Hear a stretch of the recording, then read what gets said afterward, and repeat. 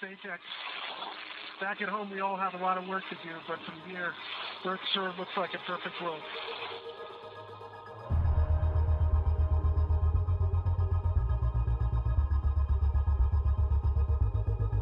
Stage 2 LARX load is complete. Dragon is in countdown.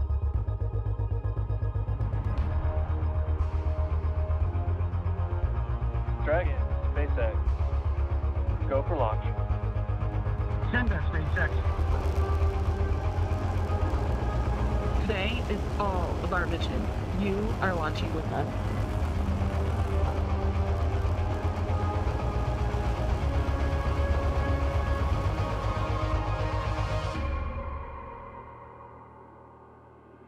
A lot of the questions that human beings have asked themselves since the beginning of time are probably out there, and we've barely scratched the surface. It's having so much fun over here. You just had your first meal in space. What'd you go with? Pizza. And did flight day 1? You can hear the thrusters firing. The forward bulkhead thrusters are up above our heads. It was time to explore. We can't forget about the fallen. Dragon, you've soared to over 1,400 kilometers, and you're farther from Earth than any other person since the last Apollo mission over 50 years ago. As we journey around our beautiful planet Earth on this 5-day mission, we wanted to share this special music moment with you.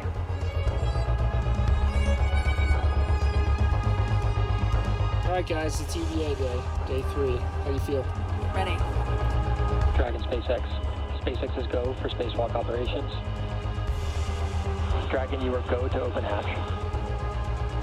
So we see it stalled. EV1 is go to continue.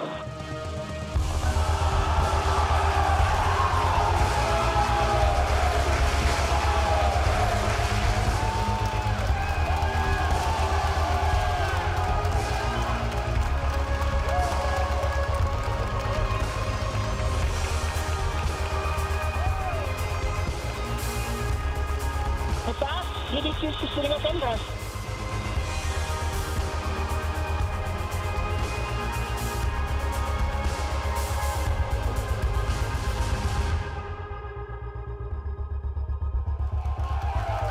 Polaris Dawn crew has successfully splashed down. Dragon, SpaceX. On behalf of the entire team of SpaceX, welcome home.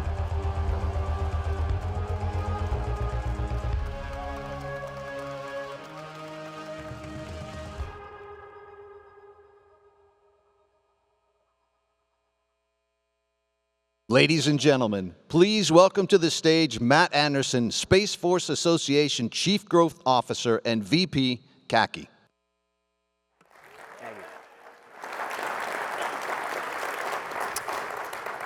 Ladies and gentlemen, we're in for a real treat with this next session.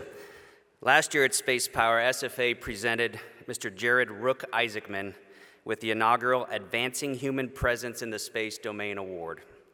Jared is an American entrepreneur, pilot, philanthropist, and commercial astronaut. Just over 3 years ago, he commanded Inspiration 4, the first all-civilian mission to space. It was on this mission where he flew hundreds of second lieutenant rank to space and then presented them to the Air Force Academy class of 2022 that were commissioning into the Space Force, ensuring that the first rank they wore in the Space Force had already been flown in space. Inspiration 4 also raised $250 million for St. Jude to help fight childhood cancer. And my favorite was when, upon splashdown, Elon Musk tweeted, "Put me down for 50 million." 3 months ago, Jared commanded Polaris Dawn, the first in a series of 3 space missions where he conducted the first commercial spacewalk, as you saw in the video, and traveled the furthest from Earth that any human has gone since the final Apollo voyage to the moon in 1972. 1 week ago today, President-elect Trump nominated Jared to be our country's next NASA administrator. Personally, I think Jared epitomizes the weapons officer motto of being humble, approachable, and credible. Please stand to give a warm welcome to a great American and a huge friend of SFA, Mr. Jared Isaacman.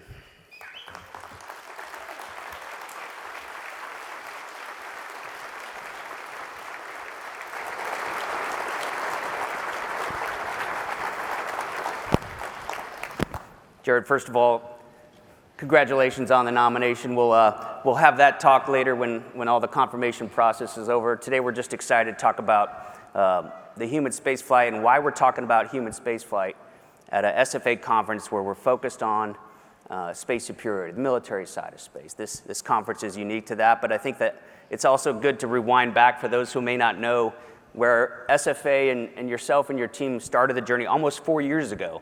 It was during a Super Bowl halftime commercial when you made a very unique announcement. People didn't even know what they were watching, but announced the Inspiration 4 mission. And then you and I sat on stage in front of hundreds of cadets at the Air Force Academy and talked to them about a whole myriad of topics. But can you rewind back a little bit to right at that moment, almost 4 years ago, when you said, I'm going to do this, and I'm going to make a Super Bowl commercial, and we'll just kind of talk through that, and then how even with the relationship with the Space Force and the Air Force Academy that's contributed to your training. So can you take us through just Inspiration 4 first? Oh, sure. Well, it's a real pleasure to be here and speak with all of you today. Sure, kind of rewinding the clock a little bit. I mean, I've been an aviation and space enthusiast since kindergarten. And I thought, becoming an astronaut, better chance of getting struck by lightning. So I had this parallel career in aviation. Flew this world record flight in 2008. It was a really great challenge, but it was also to raise money for the Make-A-Wish Foundation, actually. And coming back from that trip, I was invited to go to Baikonur in Kazakhstan and see a Soyuz launch with some of the early commercial space leaders, before commercial space was even really a thing. And that's when I thought, man, maybe it's possible. Maybe there is a world where actually you could have an opportunity to go and journey in this new frontier.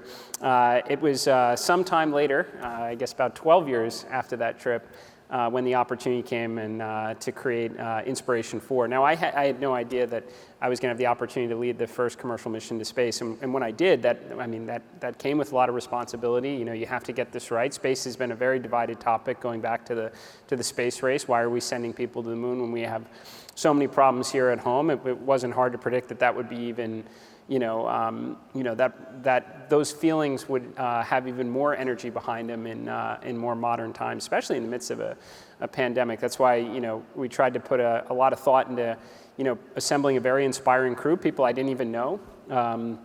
Childhood cancer survivor, grew up to, only dream in life, nothing to do with spaces. I just want to live, and I want to grow up, and I want to be able to work at St. Jude and help other kids in the fight that I went through. That became Haley Arsenault, who is she was our medical officer and mission specialist on Inspiration 4. We did have a Super Bowl commercial. We wanted to energize a lot of people, get people excited about commercial space and solving some real problems here on Earth by raising funds for St. Jude. That's what that Super Bowl commercial was about. And actually, it went to an airman. Chris Dombrowski started his journey actually as a space camp counselor, but served in the Air Force working on ICBMs, and ultimately wound up getting to ride a really cool rocket as a mission specialist on Inspiration 4. And all he did was make a donation to St. Jude after seeing that commercial. And next thing you know, he was in space. And then also Dr. Cyan Proctor, she was a runner-up in 2009, I believe, in the NASA selection criteria. She literally did everything you could do in life to be selected as an astronaut. I mean, she's a PhD geoscientist. She's an analog astronaut, scuba diver. She served in the Civil Air Patrol.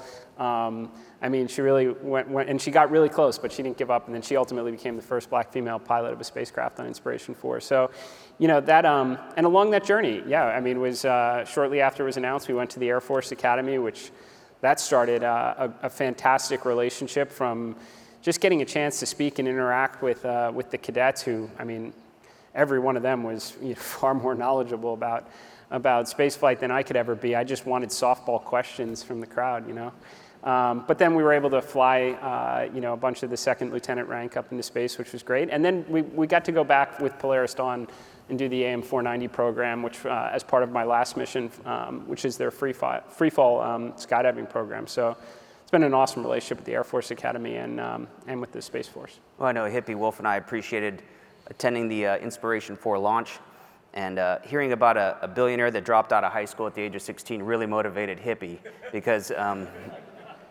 to start SFA was, he's like, if he can do it, I can do it.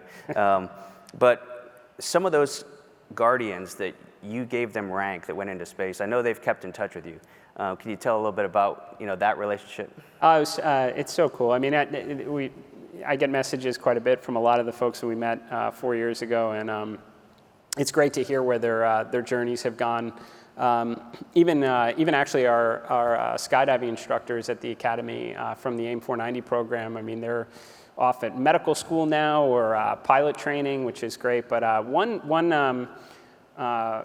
cadet at the time who might even be here reached out to me, and because he joined the Space Force, and he asked if I could fly his rank again, except his captain bars, which I was like, this must be done, because I realized his last name was Kirk. It was like, Captain Kirk's rank is definitely going to space with us. So actually, I filmed it on Polaris Dawn and sent him a copy of the video, and he probably, we finally just got our payload back, so he probably just got the rank back recently. So. Well, awesome. Well, a year ago, we were here in Orlando at the inaugural Spacepower conference, and we had Major General Purdy on stage with us, and he wanted to play the Marvel What If game. And a lot of people in this room, we're all space dorks, and we all secretly want to go to space, and so does General Purdy. But we just played the what if. One day, you defend a domain in the maritime, the air, the ground. It's no different in space. We've been hearing it all week. And as we went through that Air Force Academy, and you went through your jump training, and some of them were going Space Force, some of them were going Air Force. What part of, we've been talking a lot about readiness and getting the training going. What did you think about when you said, hey, we're going to go to Inspiration 4, we'll get to Polaris Dawn here in a second. What about the training that was so important for you and for commercial astronauts to go through that's important? Because you talked about some of the challenges while you guys were up there on Polaris Dawn. Sure. So, I mean, both my missions, you spend an awful lot of time in the classroom. There's a lot of academics. A lot of systems knowledge, no different than how you'd be looking at a new aircraft to fly the first time. You need to understand how it all works. And then you spend an awful lot of time in the simulator, and you build up from just these are the basics, this is how everything should normally work. Then we'll throw some contingencies, emergencies. Then you get to, usually your graduation exercise is some sort of Apollo 13-like moment. And then you come back right before you go to space to, this is how it should look when everything's normal. But there's so much more to it than that. You have to get outside the classroom in the simulator, and you need, first you need high consequence training, dynamic environment, under G, where if you make mistakes, there's a real price to pay for it. Now, we fly a lot of jets that can do that, but which is what we did a lot of Inspiration 4 and Polaris, but we obviously supplemented with Polaris Dawn by going through the Academy's AIM 490 program, which was fantastic for the crew. I mean, some of the best training. But we also go into the mountains usually. When you arrive in space, everybody feels different. This is the thing. Space has carried a hero image for a long time, and it's like, why take away from that? But that's not really preparing people for the world we're going into, which is you feel very differently. The best case scenario is you feel like you're hanging upside down from your bed for about 3 days. 3 to 4 days, then you start to adjust to it. That's the best case scenario. 50 to 60% are going to feel really bad. Talk about like kind of the worst motion sickness you may have ever had. And there's really no correlation to motion sickness on Earth or seasickness. You could be a hardcore aerobatic pilot, and nothing makes you upset here on Earth, and you could be really bad in space, or you could be like Kid Poteet on my last mission. Always gets, you never want to put him on an amusement ride, right? And I couldn't read a book in the back of a car without getting sick, and he was rock solid in space. But anyway, this is the reality. These are the odds. At least 50% are going to feel really bad.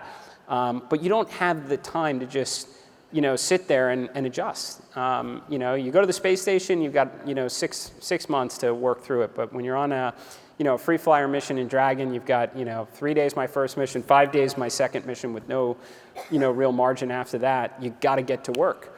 And that's why we go out in the mountains, and we get ourselves in really uncomfortable situations, and then you get comfortable being uncomfortable because, you got a coin flip shot when you get in space that you're not going to be feeling great. And that's how it was on both my missions. 2 crew members on the first one, 2 on the second. And a lot of that extra training. I'll tell you, I mean, like even when we were at the academy both times and did the 10-meter jump, like that's great. That was great for the crew to help push past fears and feeling not so great about the moment and taking a leap because you just got to get stuff done. And that was very applicable on both my missions. High consequence training, getting used to, getting comfortable being uncomfortable. I can see the parallels here as we talk about the training that the Guardians are going through right now. It's a huge focus on the Force as we look at this great power competition. Sounds like Kid Poteet was a little bit of the weak link on this. It's shocking that the Thunderbird pilot is the one that was having all the problems. No, he wasn't. That's what I was saying. It's the exact opposite. Yes, it's interesting. Like a Thunderbird pilot who's a fantastic aerobatic pilot, he does get motion sickness on rides or in cars, on boats, and he was rock solid, in space. So again, it's something. This is where a lot of science and research is being applied right now, because a lot of this is attributed to the fluid shifts in your body, increased intracranial pressure. There's a lot of vision-related issues. That's probably your second most common issue. Spaceflight associated neuroocular syndrome. And why does all this matter? Because if we are going to be sending a lot of people, maybe even Guardians in the future, whether you're going to the moon or Mars, you want them to be able to see reasonably well when they get there, especially if they're going to have to land their ship. And you'd also like it, especially if you see a world in commercial space where 50 or 100 people are on a spaceship together, and if you know 50% are going to feel really bad, well, the other 50%, while they're watching the other get sick, are probably not going to feel great either, right? So all good reasons why we should be putting a lot of good science and research behind conquering some of these kind of physiological issues that happen in space. Awesome. We have a lot of great industry partners that sponsor this event, and they're government contractors, 99% of them. And you have a lot of experience with being a government contractor. Can you tell the crowd a little bit about the vision that happened there with the Adversary Air company that you started? And then we'll draw some parallels to the space domain. Sure. So it was in 2011. I was on a air show team. It was a 7-ship formation aerobatic team. We had 5 Czech L-39s and 2 MiG-17s. I was so lucky. We had some of the best pilots in the world. Ex-Thunderbirds on the team, a very famous legend in naval aviation, Dale Snodgrass. Anyway, it was really some of the best times of my life doing it. And it was also, it was during sequestration, so the Thunderbirds and the Blue Angels weren't flying a whole lot, which meant we were in huge demand. Not a good thing. Thunderbirds and Blues should always be flying. But anyway, we just had the time of our lives. But we also said, we need to pivot this into something more commercial, because in the long run, doing a lot of loops and rolls to music right off the deck isn't, there's going to be a bad day. So we formed a commercial adversary company. We basically went around the world, bought over 100 fighter jets. It was super awesome, and we basically became professional bad guys for the Air Force and the Marine Corps were our primary customers. There was another company that did a great job for the Navy, and we just bought a lot of, our criteria was we needed quantity. We weren't gonna, you can't, scratch the itch here. There's a lot of demand. You got to put up big numbers. And they needed to be credible, so couldn't just be metal in the sky. We needed radars, we needed decent sensors on it, and then sustainable. We're going to have to fly these a lot, and they can't be, they couldn't have exceeded their fatigue life limits or whatnot. And the whole idea behind the business model really was it just saved the taxpayers money, and it gave the customer what they wanted. They could focus more on their Blue Air training, didn't have to waste flight hours, or airframe life. Playing the role of the bad guy. We could take that on, and you were getting 5 A4s or Mirages for the price of an F-16 per hour. So it saved every hour we were flying. It was saving an awful lot of money and providing good training. But that running that company for about 10 years definitely gave me insights I didn't have elsewhere in my business career. Shockingly, the government does do business very differently than the rest of the country. So I got an education in that, and certainly a lot of exposure to how other, defense contractors operate. Yeah, I think it's important. You saw a problem the government needed to have solved, and we used commercial in a very unique way that hadn't been done before to solve that problem. for the government contractors out here today, what is your one piece of advice? I think that, look, if there is a real problem and you know that if you solve that problem, there's going to be demand for it, just lean in and do it. And I know, look, it's very hard sometimes, especially I run a public company too, and I get it. You're deploying financial resources. You need to have reasonably high confidence in a return. But it's like I hate the idea of waiting around and not touching the keyboard until you get a contract. Like, it just doesn't seem like the right way to do it. It's not how we did it at Drock, and our whole thing was we robbed it right from Field of Dreams. If you build it, they will come. We saw a problem. We felt like if we do this right, there's going to be a fair amount of demand. And we made the investments at the right time in order to ultimately meet that demand. I'd love to see more of that in general from a defense contractor perspective, is putting a lot of, identifying the good problem, getting ahead of it, putting real resources to work, and then, build the best product service at the right price. There should be an awful lot of demand for it. So. Awesome. One of the problems that we as a nation have really started to solve is the price of launch to space. It's really been the game changer for everything we've been talking about this week. We have a lot of launch companies here this week and that are listening right now. And whether you're working with one company or another company, I think we all remember a pretty cool launch that happened recently that in history we will look back. There will be national security benefits to it. There's commercial space benefits to it. So let's roll the video and watch this before we start our next session.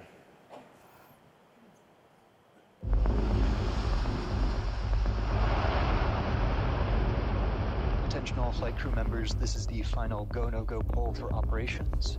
Raptor 1. Raptor 1's go. Raptor 2. Go. Stage 1. Go. Stage 2. Go. Flight directors go for launch. We have liftoff.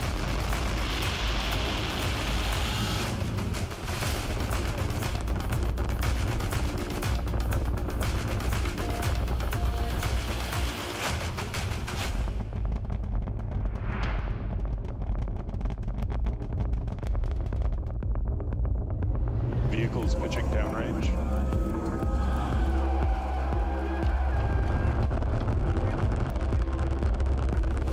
Max Q. Ship engine startup. Stage separation. Booster pushback burn. On Albion 0, 30 seconds till catch decision. Confirming 30 seconds to make that decision. 10 seconds till catch decision. Hot stage separation confirmed. Flight directors go for booster return. Operator go vote is set true. We are go for catch. Booster coming in hot for booster catch. Booster FTS is saved.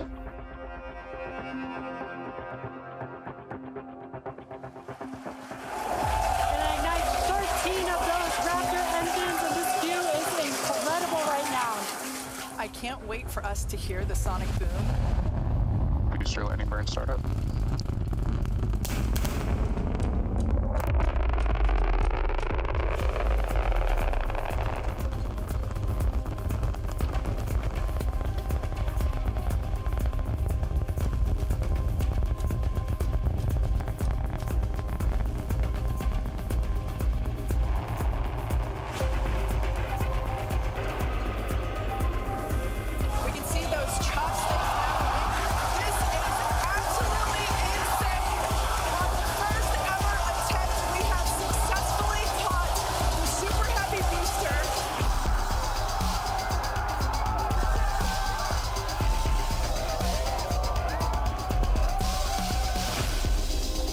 Has caught the booster.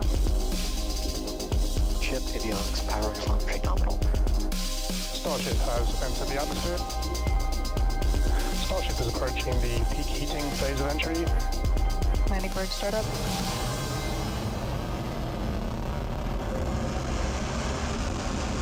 Starship is on target.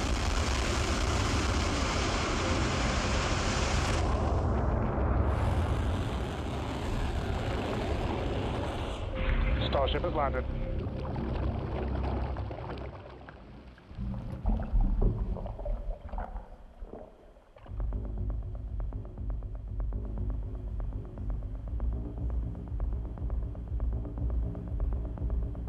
All right, we all saw Flight 6 after that. If that doesn't fire you up, then I don't know what. Yeah, go ahead.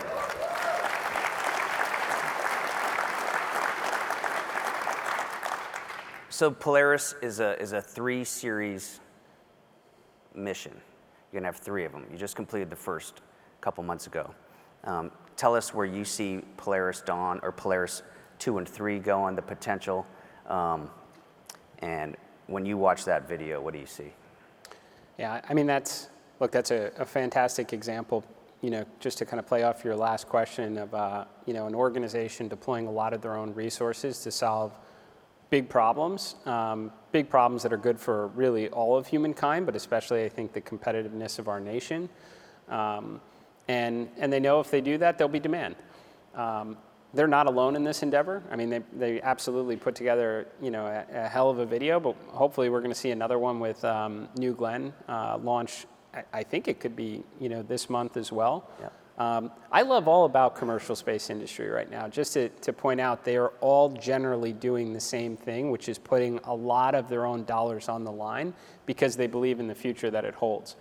There's so much uncertainty around it too, right? Like there will almost assuredly be some space economy that's up there, and then we're going to need a lot of people in this room to protect it when it fully develops. But yeah, I mean, Blue Origin's putting a ton of their own money on the line. Love everything that Rocket Lab did is like another small scrappy startup that's doing great things, and for sure, SpaceX and their approach of like fully reusable first and second stage, pretty awesome stuff. I mean, this is going to allow us to experiment in really, really grand ways. I mean, when you talk about the cost to accelerate mass to orbit coming down to such an extent, like we can really figure things out and take risks. I think people in this room probably, have certainly evolved by now to know, like, we don't necessarily, if the launch doesn't cost, $500 million, we don't need to spend many, many years and lots of billions to get it, right with some, super exquisite asset when we could get into a rhythm of, using all of these providers to get things up very quickly and see what works and what doesn't, and then evolve into something else. So, I mean, obviously, commercial space and reusability and the capability we just saw on the screen is awesome in so many respects, defense being a certainly important category in that list. The future of the Polaris program is a little bit a question mark at the moment. It may wind up on hold for a little bit. We'll have to see.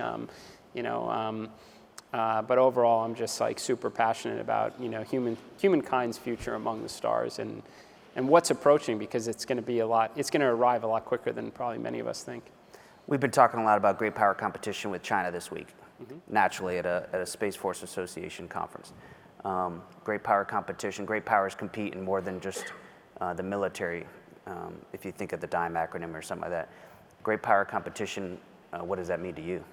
Yeah, I mean, look, my top agenda, what I'm incredibly passionate about is the competitiveness of our nation. We started leading in this new domain. We have to continue to do so. There is a lot that we stand to learn out there. And like I said, we're about to enter an era of great experimentation. The analogy I love to use all the time, in the 1980s, the cell phones were so damn big you had to integrate them into your car. And for the benefit of the few, a handful of Wall Street traders that needed, incredible connectivity or whatnot, very expensive. Like no one could have ever predicted at that point in time that some of the most valuable companies in the world would be software applications that live on that phone that you can now fit in your pocket and allow you to order food to your house at any time of day or connect with your friends that you haven't seen in a long time. I mean, you think about that.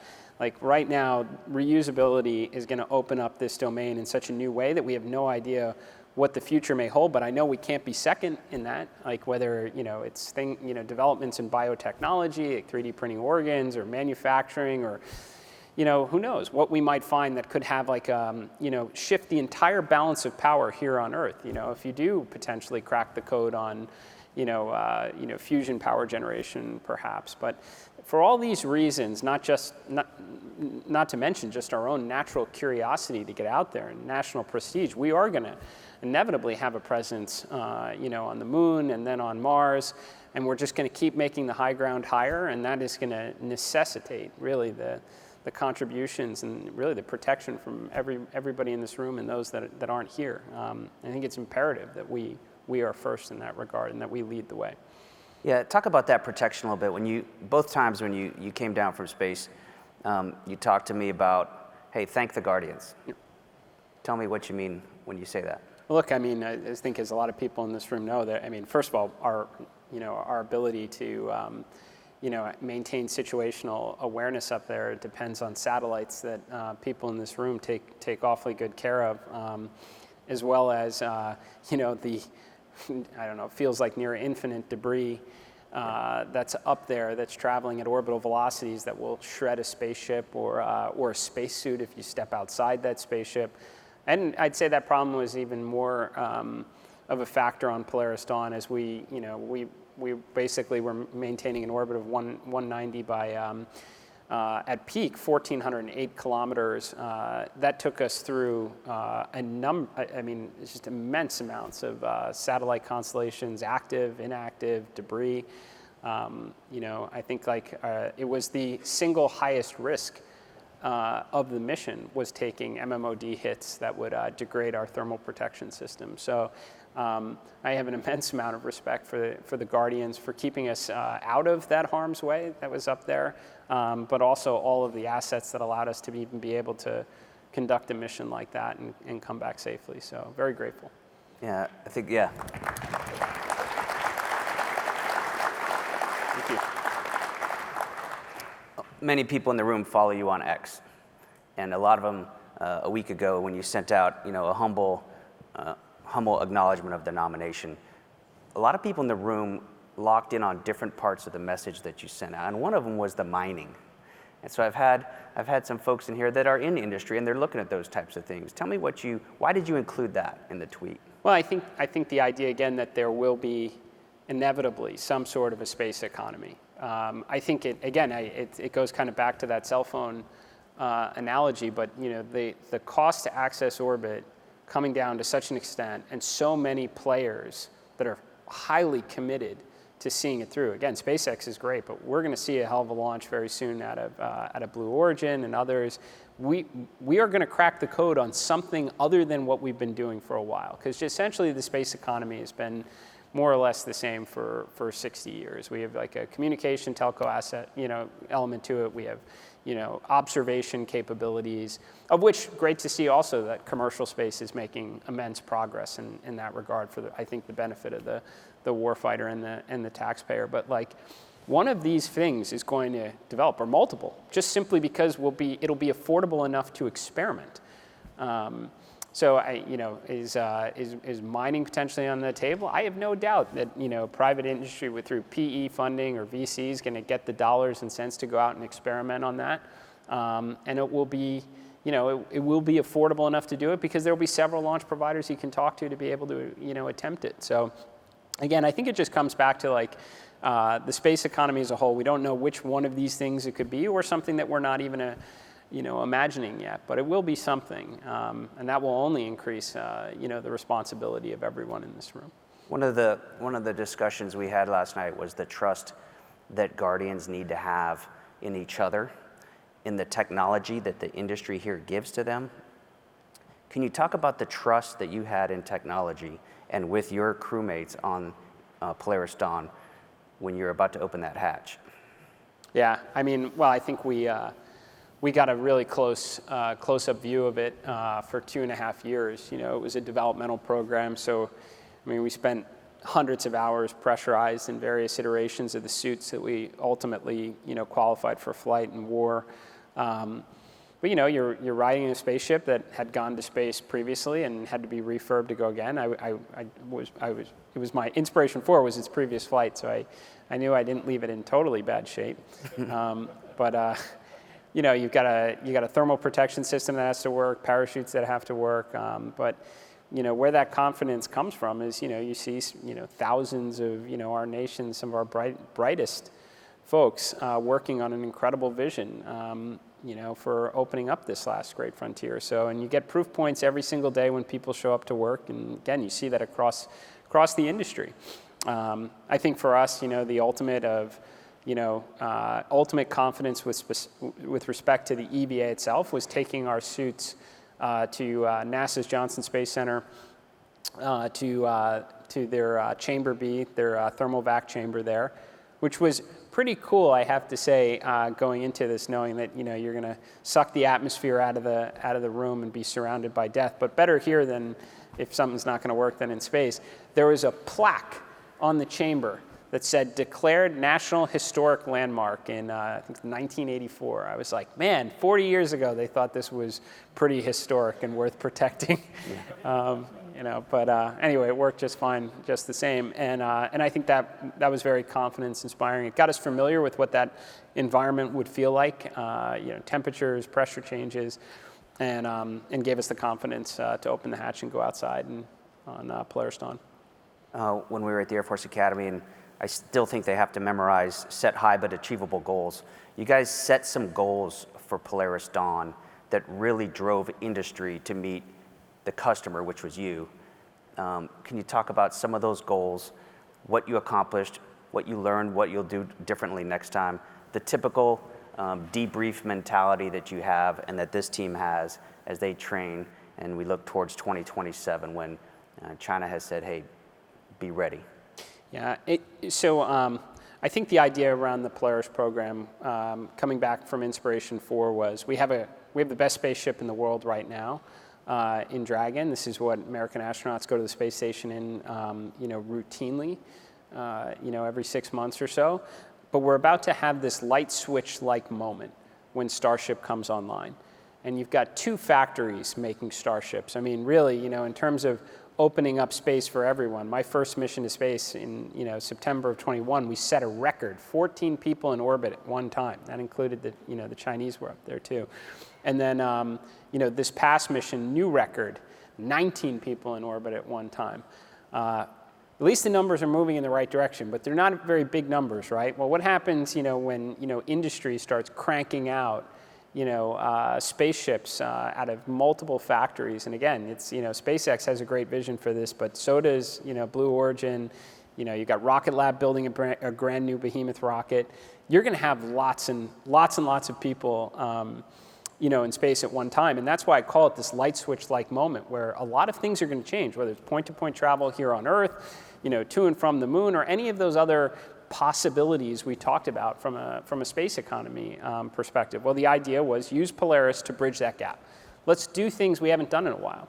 And in a lot of ways, it was reminiscent of the 1960s. I don't think that our spacewalk by any standard was that grand. It was a simple one, similar again to some of the first ones in the 1960s. And yeah, we went to a very high apogee at 1,400 kilometers. So what? We did that, in the 1960s too. Sure, but NASA also had 4.5% of U.S. GDP as the budget. We can do some pretty awesome things when you can write that big of a check. We can go to the moon and we can bring people back safely. That's pretty awesome. But we're going into a new era now where some of this funding can come privately through commercial endeavors, but still for the benefit of everyone. And that was what we were trying to do on Polaris Dawn. Let's get outside of our comfort zone. Let's go really high. It is a very, unwelcoming environment up there, very high radiation at the inner portion of the Van Allen radiation belt. So we certainly got a lot of data on that. You've got a lot of MMOD or, micrometeoroid orbital debris in that environment that can be very threatening to the spaceship and especially in EVA. We need new spacesuits. If we're going to have lots of people on the moon or Mars someday, we need kind of a mass-producible suit that people can wear. We're going to need a pre-breathe protocol that allows people to get outside rather quickly so you can start discovering or building or repairing or whatnot. And we're going to need new communication methods, like leveraging the Starlink laser links to communicate so we can relieve the burden on some of the existing infrastructure. So all these things, very reminiscent of the past, but privately funded, commercially funded, not overly grand endeavors, but important learning that we can build upon and apply to the next mission, so that when that light switch is thrown, and we've got all sorts of commercial spaceships flying around, and our world has changed a lot, we're a little bit more prepared for it. And that was the purpose of the Polaris program. They often say that defense interests follow economic interests. And so this is a very unique crowd than you normally speak in front of. Why is it important for us to talk about human spaceflight at this conference? Well, I think it is absolutely inevitable for all the reasons we said before. There are reasons for humans to be on the moon and to get to Mars. Some of it is whether it's satisfying curiosity. We're out there trying to find the answers to questions we've been thinking about for a really long time. Is it economic in nature? We've uncovered something that is so vital to our interests that we must be there first in order to prevent somebody else from getting ahead, and again, potentially shifting the balance of power. And a lot of these things are they're not going to be pure robotic or probes that are going to do it. They're going to be humans that are out there doing it. They're going to be Americans. If Americans are in low Earth orbit, there's going to need to be people watching out for them for all the reasons we described before. The assets that we use for situational awareness, for the protection, for the very harsh environment that we are in. But we're going to go to the moon, and that means we're going to need guardians that are there looking out for us. And the same when we're 6-9 months away out on Mars, and then progress on from beyond that. So I think it's inevitable that this is the trajectory that humankind is going to follow. America is going to lead it, and we're going to need guardians there on the high ground looking out for us. I see a lot of smiles in the audience right now. Yeah.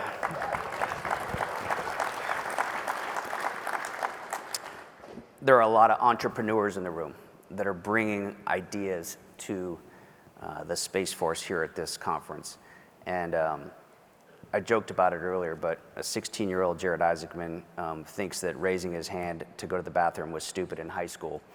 So he dropped out, went into his basement, started coding, and then said, I need to have some better hobbies, so you took up flying. Can you talk to the entrepreneurs out here and talk a little bit about your mindset early on, the struggles you went through, Shift 4 the way it is today. So if you're curious about Shift 4, hit Shift and the number 4 on your keyboard and take a look at what that equates to. But Jared, what are your thoughts there? Well, I should point out, I did drop out of high school. I did get my GED, and I wound up getting my college degree later at Emory-Riddle, so just don't think I do. Actually, which you're speaking at the commencement ceremony. Tomorrow. Yeah, it's so I do believe in the proven path of higher education. It just took me a little longer to find the road. And interestingly enough, the reason I got my degree at 29, I actually had a passion for aviation my whole life, and had been flying for years. At that point, I was flying air shows, and it wasn't until I met some of my teammates on the team who came out of the military that I even knew that there was a world where you could fly part-time in the military, the Air National Guard, the reserves, and needed a college degree, and that was exactly what motivated me to go back and get my degree. Ultimately, by the time I was done, I was a little past the age waiver point. So, not serving was a lifelong regret, and hopefully I have an opportunity to make up for that. But anyway, so I did get my degree. In terms of the entrepreneurs in the room. Well, one, if you're in the room, you're probably thinking something in the world of space. What an awesome world to start a company in. Look, I've generally found that for people and companies to be successful, you need to be solving a pretty big problem or finding a better solution to an existing problem, and then you have to be incredibly passionate behind it. I don't know too many successful entrepreneurs that generally disliked what they were working on. I say all this because space is pretty damn likable. Who doesn't enjoy looking up and at the stars and imagining what's possible? So I'd say you're starting from a good place. And also, you've got a lot of supportive people now that are believers, right? Like, we've seen enough, I think, visual proof points in the last couple of years that there's something going to happen here. Again, with Blue Origin and their investment, SpaceX, Rocket Lab, and others, that there is a commercial future here in space. There will be some space economy, and they are there to help fund some of those solutions to big problems or the improvements to existing solutions that are out there. But I'd say it definitely starts there. So then you need to make sure you have a business plan that supports it. So a lot of people have come up with solutions to problems that can never take in more revenue than their expense, and the business fails. So, good solution to a big problem that people are willing to pay for. that there will in fact be demand behind, and then hopefully find a bunch of other people, maybe some of the smart folks in this room to literally try and shred your idea to pieces. Better now to find its flaws in it than after you raise capital and start hiring people and people's lives start to change and you tend to be responsible for those lives. And then if you make it past all those steps, then just make it your number one priority in life. I mean, really, I've seen a lot of businesses fail because people make some mistakes that just sound good, which is like, family will always come first, then my business. And it's like the best thing you can do for your family is not screw up your business in the first couple of years. You're taking one of the biggest risks you'll take in life by going down this path. Give it every second of your time and get past that kind of new business survival period that's very challenging.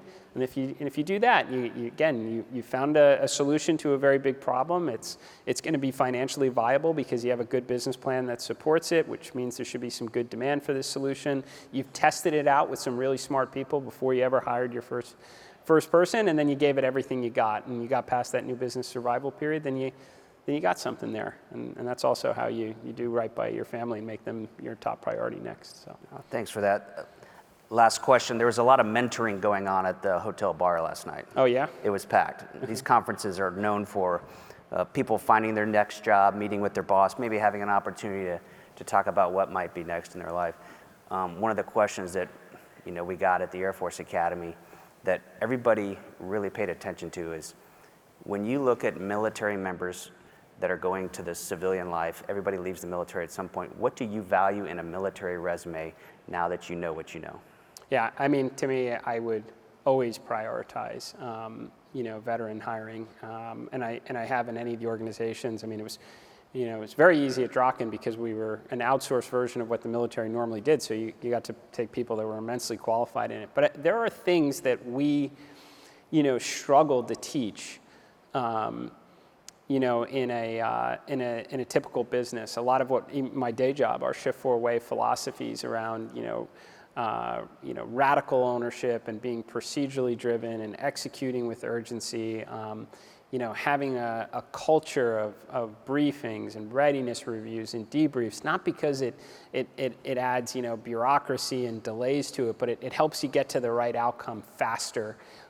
Because you make less mistakes, and when you do make mistakes, you learn from them. And when you get things right, and that's always the hard one, is like how to make it even better, right? Those are things that take a very long time to, those type of philosophies around just good execution take a long time to teach people. Whereas your veterans come out and absolutely get it day one, and just such an immense amount of pride in the work for the right outcome. So I mean, I can't imagine. I know for sure I'm not alone. I think every enterprise that's out there, would be lining up to kind of get our nation's brightest coming out of the military. Round of applause for that.